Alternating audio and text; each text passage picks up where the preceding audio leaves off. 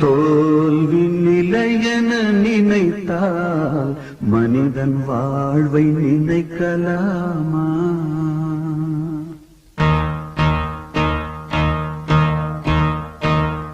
தோல்வி நிலையென நினைத்தால் மனிதன் வாழ்வை நினைக்கலாமா?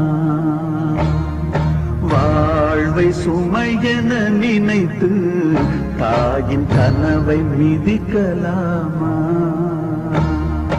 உரிமை இழந்தோம், உடமையும் இழந்தோம், உணர்வை இழக்கலாமா?